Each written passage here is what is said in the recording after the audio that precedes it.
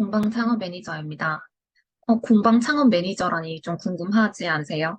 저는 사실 공방을 창업한 지 지금 3년이 조금 넘었고요. 그리고 맨 처음 수익이 없어서 고생했을 때도 있었고, 어, 수익이 또 너무 많을 때도 있었고, 지금은 또 보통인 것 같아요. 그 전반적인 과정을 통해서 저는 굉장히 열심히 했다라고 자부할 수 있는데요.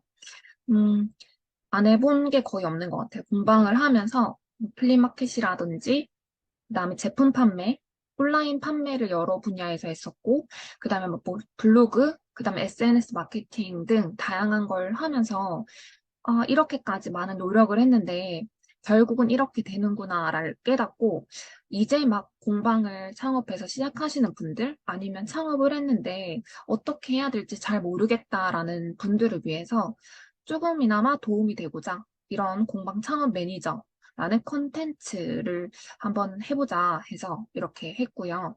근데 사실 생각보다 뭐 구독자가 늘어나거나 조회수가 많이 있거나 하진 않아서 살짝은 지금 하는 게 맞나? 라는 생각이 들기도 합니다. 그래도 누군가에게 도움이 될 수 있으니까 한번 오늘도 찍어볼게요. 그 중에 오늘의 주제는 바로 출강이죠. 외부 강의. 출강이나 외부 강의를 왜 그렇게 많이 원하는지 혹시 알고 계세요? 우리가 원데이 클래스를 한 번 진행하면 한 명이나 두 명 이렇게 왔을 때 1인당 3만 원에서 4만 원을 받는다 해도 우리가 한 8만 원 정도의 매출이 날 수 있어요. 근데 외부 강의를 할 경우에는 기본 10명부터 시작하기 때문에 거의 수익이 매출이 20만 원 이상이 발생할 수 있겠죠. 그래서 대부분의 공방 선생님들은 자격증반을 오픈하고 싶다는 마음만큼이나 출강, 외부 강의가 중요하다라고 생각하십니다. 주 2회 이상은 나가야지라는 말을 굉장히 많이 하시고요. 그러면 외부 출강이라든지 이런 걸 하고 싶어도 섭외가 와야지 갈 수 있는 거잖아요. 저 또한 그랬고, 그래서 오늘 저는 섭외가 어떻게 올 수 있을까? 그 다음에 섭외가 왔을 땐 또 어떻게 하면 좋을까? 마지막 결제, 그리고 보너스까지 있으니까 끝까지 한번 봐주세요. 첫 번째는 섭외를 받기 위한 작업이 있겠죠. 저는 어떻게 했을 것 같으세요? 저는 우선 블로그랑 인스타에 막 글을 쓰기 시작했어요. 출강 가능합니다. 외부 강의 가능합니다. 그리고 품목별로 뭐 추천 대상, 초등학생, 중학생, 그리고 한 10명 정도를 이걸 추천한다. 그다음에 성인 대상, 이렇게 추천 대상도 좀 써놓고 시간은 뭐 60분 또는 90분.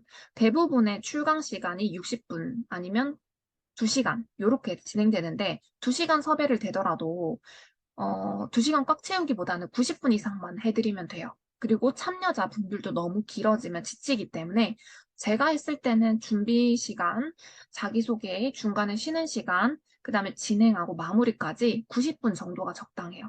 하지만 간혹 어떤 센터 같은 경우에는 센터장님들이 뭐 강의비를 줬는데 왜 끝까지 안 하고 90분 빨리 끝내냐라는 내용이 있을 때도 있기 때문에 90분 정도는 지켜주시면 됩니다. 처음에 저는 뭣도 모르고 2시간을 꽉꽉 채웠었어요. 그랬더니 참여자분들이 좀 괴로워하시더라고요. 이게 말하는 사람보다 듣는 사람이 좀 더 힘들다 하거든요. 그래서 너무 2시간을 꽉 채우기보다는 90분에서 100분 정도를 지키는 게 조금 더 좋을 것 같아요. 그럼 우선은 블로그, 인스타 그런 식으로 썼고 갑자기 다른 말로 제가 또 넘어가서 죄송합니다. 블로그, 인스타를 썼고 그리고 지인분들, 주변에 뭐 봉사활동 하시는 분들도 있고 다양한 이제 센터에서 강의하시는 분들도 계실 수 있잖아요. 그러면은 나도 강의할 수 있다. 내가 이런 거 한다. 이런 얘기를 해야지 주변에 소개가 가능하니까 부끄러워하지 마시고 자신감 있게 이야기해 보세요. 그리고 평생학습관, 지역별로 평생학습관이 있습니다. 검색하셔서 강사 등록 할 수 있는 곳들은 다 해놓으세요. 저 또한 평생학습관이 구별로도 있길래 구별로도 등록하고 뭐 도서관 뭐 등록되는 데는 다 해놨어요.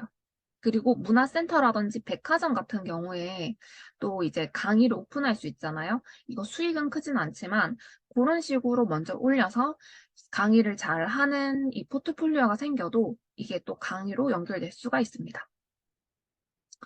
또 플리마켓이라든지 박람회를 자주 가시는 선생님들은 이렇게 A4 용지 편말처럼 편말이랑 표현이 맞을지 모르겠는데, 게시판처럼 만들어서 출강 가능하다고 이렇게 적어 놓으세요. 그러면 거기서 보고 구경 왔다가 그 관계자분들이라든지 아니면 선생님들이 보고 섭외하는 경우도 많습니다. 저 아는 선생님들도 항상 보면 박람회나 그 플리마켓 가서 출강으로 거의 한두 번은 항상 이어졌기 때문에 기본 박람회 나갈 때 50만 원 정도 비용이 들죠.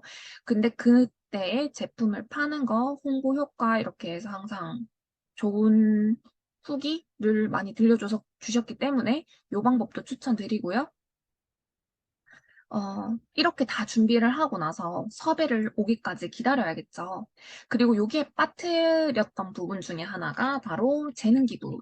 사실 저는 재능 기부를 거의 딱히 수업으로는 해본 적이 없었는데, 올해 초에 그 1, 2월 달에 저 아는 선생님이 재능 기부를 다니시더라고요.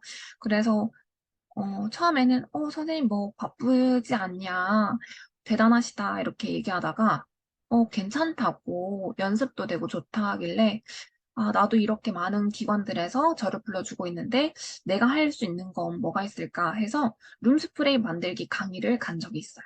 근데 신기하게 거기 갔다가, 그 관계자분이 마음에 드셨는지, 바로, 그 다음 이번에 진행하게 된 게 N회, 한 달 동안 한 번씩 해서 한 4회차 강의를 섭외받았어요. 그래서 재능 기부로 갔어요. 사실 뭐 이게 정말 날 섭외해줄까라는 생각을 못했지만 연결되기도 했습니다. 두 번째, 기다리고 기다리던 섭외. 많은 선생님들이 이것도 걱정해 하세요. 섭외가 막상 오면 어떻게 해야 되죠? 너무 초보인 게 티나면 어떡하죠? 그래서 우선 내가 가능한 품목을 정확히 정해놓는 게 좋고, 그 다음에 금액, 그 다음에 여기 금액에서는 재료비랑 강사비, 그 다음에 음, 예산, 그리고 우선은 품목 부분이, 연령, 사람 수, 그 품목별로 좀 다를 수 있잖아요. 예를 들어서 향수 만들기다, 또는 비움 만들기다, 무슨 만들기 수업, 뭐 가죽 공방 만들기 뭐 프로그램이 있다. 근데 이거는 내가 한 시간 동안 20명을 커버할 수 있는지 없는지 이런 것들도 정해 두셨겠죠. 그럼 섭외 갔을 때, 뭐 안녕하세요 선생님, 보통은 날짜를 물어보세요. 이날 혹시 강의 가능한지. 그러면 스케줄 체크해보고, 선생님, 여기 이때는 몇 시부터 몇 시까지가 가능하다. 만약에 안 될 경우에는 저는 이 날짜, 이 날짜도 가능할 것 같아요. 라고 얘기를 하면은 좀 같이 이제 조율이 가능합니다. 첫 번째로는 그 내용이 정해지고, 그 다음 두 번째로는 선생님, 저 이번에 블로그 보고 연락드렸는데, 룸스프레이 만들기 청소년들 하려고 하는데, 한 20명 가능할까요? 이렇게 물어보세요. 그러면 혹시 남학생인가요? 여학생인가요? 중학생인가요? 고등학생인가요? 이렇게 여러 가지를 여쭤보면서 보통 그러면 이 프로그램을 조금 더 좋아할 수 있다. 이렇게 설명도 드리고, 그 다음에 그거에 대한 피드백도 받고, 선생님들 중에서도 아이들한테 한번 의견을 물어보는 경우도 있거든요. 그래서 다양한 대화가 오고 가는 게 바로 섭외 연락입니다. 이때 저는 좀 많은 데이터를 얻어내요. 혹시 뭐 특이사항은 없나, 내가 어떤 걸 조심해야 될 건 없는지 이렇게 조금 꼼꼼히 체크하려고 하고, 하지만 이 섭외하시는 분들 중에서 굉장히 막 바쁘고 정신없게 전화 오는 경우에 막 물으면 솔직히 좀 귀찮으실 수 있겠죠. 그래서 그때는 그냥 간략하게 넘어갈 수도 있습니다. 그다음에 예산 부분을 체크하는 방법인데요. 보통 우리가 이제 금액은 다 책정되어 있지만 간혹 강사비가 없는 경우에는 재료비에 강사비를 조금 얹어서 받아야 되는 경우가 있기 때문에 예산을 한번 물어보시는 게 좋으세요. 지금 뭐 가능한 건 룸스프레이가 있지만 혹시 강사비가 있나요? 아니 강사비가 없을 경우에 재료비가 얼마까지 지금 가능한 거죠? 만약에 그 재료비가 적다면 제가 원래 나가는 그 품목에서 용량을 조금 줄여서 나갈 수 있습니다. 이런 식으로 얘기하시면 되고, 강사비가 따로 있는 경우에 재료비가 또 너무 적을 수가 있어요. 그러면 강사비가 좀 꽤 많고 재료비가 적으면 이 프로그램 내가 그냥 재료비만 받고 간다고 생각하고 가자 해서 정리를 해보시면 되고, 보통 필요 서류로는 견적서, 강사카드. 이때 강사카드는 이력서라고 보시면 돼요. 내가 뭐 전공이라든지 뭐 수업 어디서 했는지, 처음이시면 내가 공방 내에서 원데이 클래스라든지 박람회, 플리마켓 가셨던 거를 써보셔도 좋을 것 같아요. 그리고 타견적서. 보통은 타견적서가 2부 정도 필요할 수 있고, 금액이 높은 경우엔 3부까지도 필요할 때가 있습니다. 그 다음에 통장 사본, 신분증. 신분증은 강사료가 나올 때 신분증이 필요합니다. 그 원천징수 맞나요? 8.8% 떼는 게 있어요. 그때 신분증이 필요할 수 있습니다. 그 다음에 강의 계획서. 강의 계획서 이런 것도 다 인터넷 찾아보면 나오기 때문에 거기서 보고 뭐 인사, 그 다음에 나는 요 정도로 뭐 주제를 가지고 수업하겠다. 그 다음에 마무리할 때는 뭐 사진 촬영 이런 형태로 간단하게 쓰시면 됩니다. 필요 서류는 학교, 뭐 도서관, 가족센터, 복지관 이런 기관마다 다를 수 있지만 그 기관 안에서도 뭐 도서관 A 도서관, B 도서관, C 도서관 각각 행정 절차에 따라서 서류가 달라질 수 있으니까 이 부분은 좀 꼭 여쭤보세요. 그리고 섭외하시는 분들이 이 부분까지 잘 모르는 경우가 많으세요.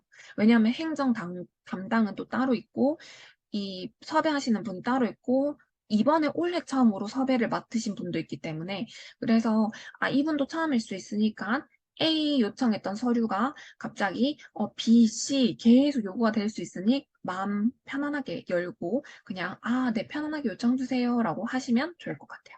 자, 이제 마지막 결제죠. 근데 결제가 대부분 후불이에요. 근데 우리는 재료를 미리 구입해야 되죠. 그래서 생각보다 결제가 한 달씩 미뤄지거나 아니면 3회차가 3개월에 걸쳐서 진행될 때는 3개월 지나서 결제가 이루어질 때도 있어요. 이런 부분들은 내가 늦게 결제를 받을 수 있구나라는 걸 생각해 주시고 그분들 또한 사람이다 보니까 놓칠 수 있겠죠. 그래서 좀 정리해 놓고 이건 아직 내가 입금을 못 받은 거다 체크해 놓으시면 좋을 것 같아요. 그리고 카드 결제를 하는 경우에는 카드기를 가지고 가서 결제를 하면 되지만 세금 계산서 발행을 원하는 경우 홈택스에서 계산서를 발행해 드리면 되는데 이때 필요한 서류 요청은 고유번호증, 이메일을 달라고 하시면 됩니다. 보통 고유번호증에 이메일이 적혀 있긴 하지만 그래도 한번 체크해 보시고 비어 있는 경우 이메일을 따로 요청 주시면 됩니다. 그리고 카드 결제를 한 경우 거래 명세서를 요청하는 경우도 있는데 그때는 견적서에 거래 명세서라고 이름을 좀 바꾸고 견적합니다 내용을 지우고 발송 드리면 됩니다. 날짜도 바꾸고 그리고 입금까지 확인을 꼼꼼히 하신 다음에 이제 네 번째로 보너스만 남았습니다.